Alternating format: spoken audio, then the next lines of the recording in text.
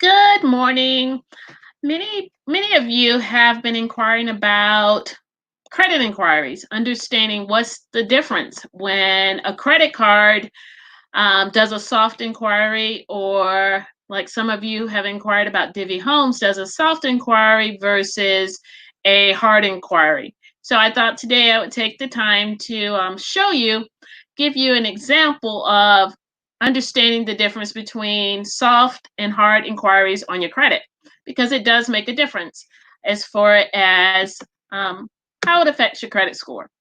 So, a soft inquiry, these are pulled just to check your credit score when it comes to like your job, your employer. They do a soft background check that pulls from your credit.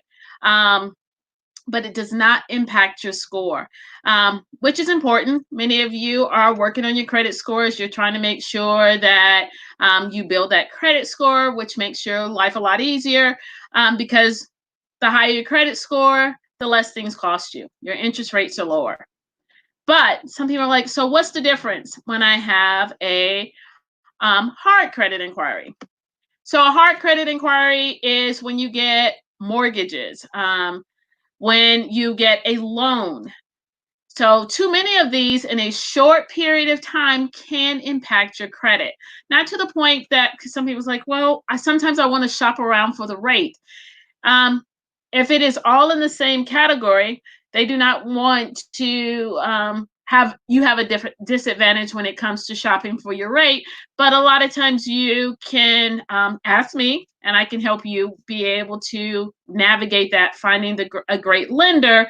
But I wanted people to understand the difference between soft and hard credit inquiries that pull, because they're different terms, and I want to make sure you understand what they are. So when you say that, well, what does that mean? So kind of look at this chart here, and this will be added to my first time buyer education group. For those of you that are in there, when you apply for a credit card, that's your hard inquiry. That's what you're looking at. Your soft ones, when they're trying to just get pre-approvals. A lot of you have been asking about Divvy Homes and how does that work? It is a soft inquiry. It does not impact your credit. Um, that's the great thing about them, is you don't have to worry about it.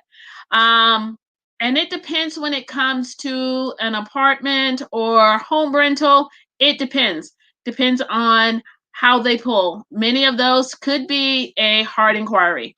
So that's something you would have to check. But many of those are hard inquiry and they will impact your credit. Um, the same with when you're opening like a checking account, they can vary. And even when it comes to utilities, sometimes those are soft inquiries and sometimes they're hard. Many of them try to make those soft inquiries so it does not impact your credit. If you have other questions, just let me know. But I want you to see here. Oh, sorry, let's go back a second here. What makes up your credit score? Do you max out your credit cards? Don't do that. That's 30% of your credit score. And if you look at that little 10%, because some people's like, well, I don't want to have my credit pull. That is only 10% of the overall makeup of your score. And that is really important because many of you right now are looking at purchasing a home or just moving to a different home. So, want to make sure you understand the impact when it comes to your credit score. If you have individual questions, please feel free to reach out to me. But yes, that's the most important. I wanted you to see in the overall scheme of things, that's only 10% of your overall score. Then you think about the mix of your credit, whether it's all revolving debt versus, whether your car payment, your mortgage payment, those are the things, it's your mix. And that's another 10%. The length of your credit. Please, please, please, if you are trying to improve your credit and you're looking at purchasing a home and you might have that high interest credit card that you're paying off, don't close it just yet. Even if it costs you one of those high annual memberships for another year because of the impact. If you've had that bad credit card for 15 years, if you close it, it will impact your credit, and it could take you 6 to 9 months to recover from closing that long-term credit card. So yes, pay it off. But if you're getting ready to try to purchase a home or do any type of refinancing, it will impact your credit greatly, that length of time with that credit. And then, of course, your payment history is very important. Let's keep on top of paying your bills. I know some of you might not be comfortable with automatic payment, but we all carry our phones. Put a reminder in there to make sure you pay those bills.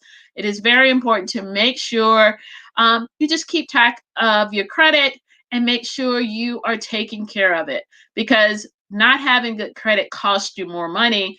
Um, and that's not good. So let's keep on top of it. If you have questions for me, you can reach out to me. Give me a call, 480-340-2808, and look forward to talking to you. Bye. Enjoy your Friday.